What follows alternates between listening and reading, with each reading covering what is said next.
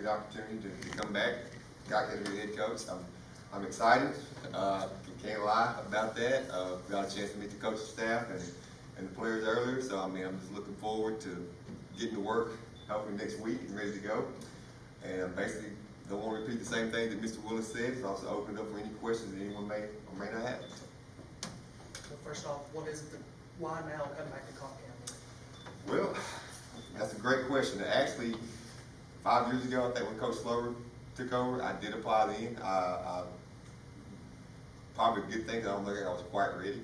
The last couple of years, being with Coach Jones and some of the other coaches on our staff has prepared me to be in a much better position to do this. So when this opportunity came up this time, I was a little more, I guess, aggressive, although I was reached out to also to come put back in, but I think now is just the right time for me and my family. First stint as a head coach, what have you learned from over your years as an assistant that you think will help you as a head coach? Try to win as many games as possible. It's probably the biggest thing that I've learned, but a lot of organizational skills from Coach Graham, Coach Jones, just a lot of schematic things from Coach Stanton and Coach Pankey. Defense wins championships.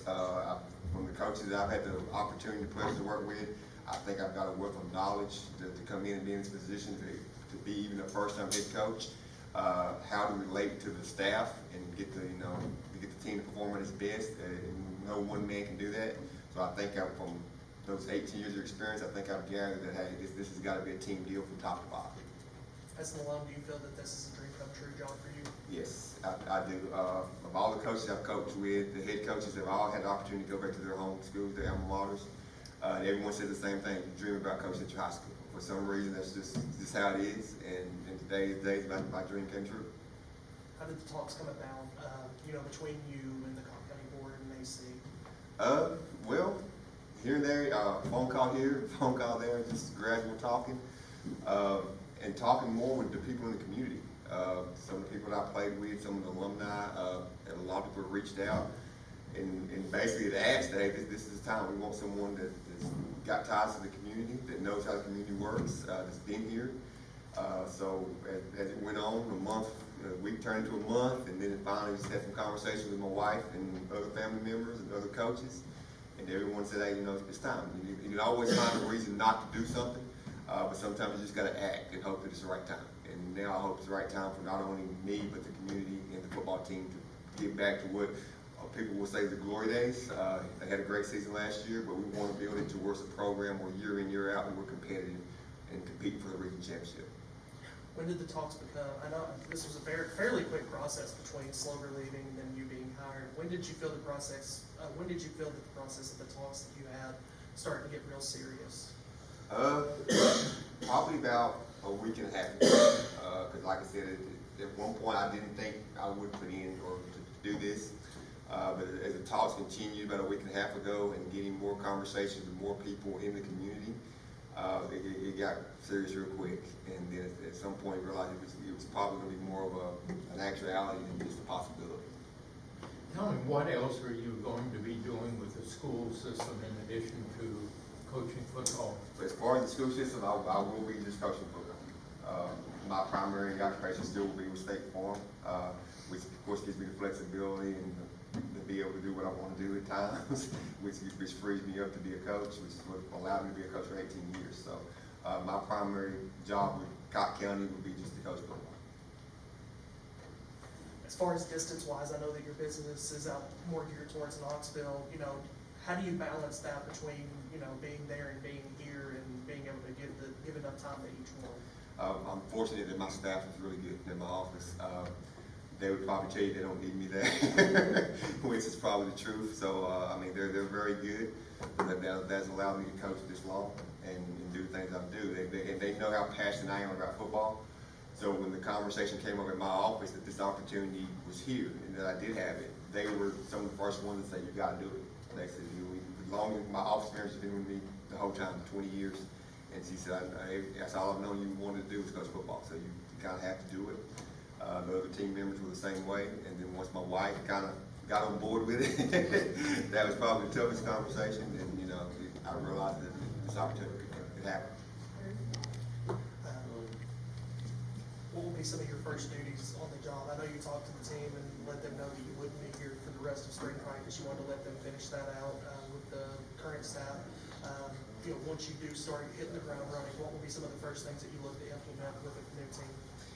First thing, of course, we'll get into the weight room, get into the field house, start working out and running.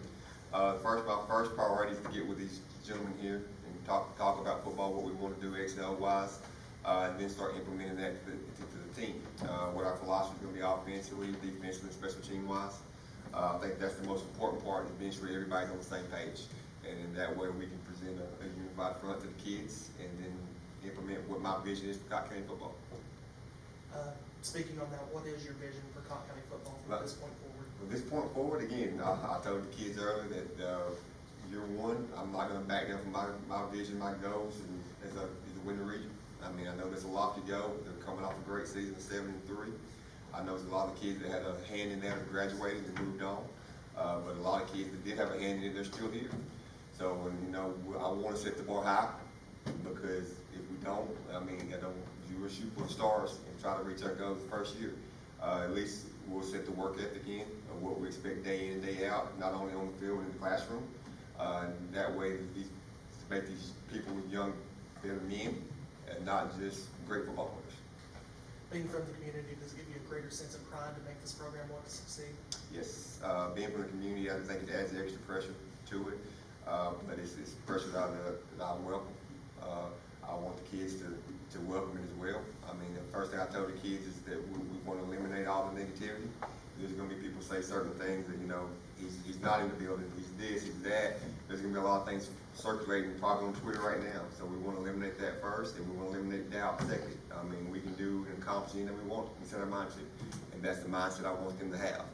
And that being said, once we get on the field, we're going to eliminate the mistakes. And that includes, again, on the field and off the field. What would be the message that you had to any naysayers that, like you just talked about, people that would say, well, he's not going to be around all the time? What would be the message you want to send to them? Again, there's a group of young men sitting behind me that's going to be implementing the same vision that I have. I mean, the old saying, when I was growing up, it takes a village to raise a child. And that's the same thing, having a good football team, it takes a village to raise a good football team. So it's a community to get behind us, get behind this group of kids, and we'll have a successful season as we're allowed to. Again, eliminate that negativity, not having them listen to the naysayers is going to be one thing, but again, it never fails to always happen, so this is part of life. So I want them to have a positive, optimistic attitude, and we're going to preach that day in, day out. Any pressure from the city mayor's office? No pressure from that office yet. So. Talk a little about what you learned over the last couple of 6 years with Wes and running his kind of offense down there, and what you've learned from that. Well, definitely a physical brand of football. Learned that the offensive line and defensive line is super important to what you want to accomplish, no matter what offense you want to run. Getting everybody involved and delegating certain responsibilities is one of the biggest things I learned from Coach Jones. I've learned a lot from all the coaches. I'm thankful that I've been blessed to coach with the guys I've coached with. I mean, you look down the list of the guys I've coached with, they're great. I mean, any level you want to compare them at. But I've learned a lot the last couple of years, because the last 2 years or 3 years, as I stepped back from being the coordinator, I've had a chance to watch how to run a program. And when I say run a program, not just from the high school level, from the youth league, to how to raise money and do that certain thing. So again, got some great ideas. I hope to implement them and go forward. Your son have any years of eligibility left? I'm sorry? Does your son have any years of eligibility left? He's out of eligibility. He's done. So.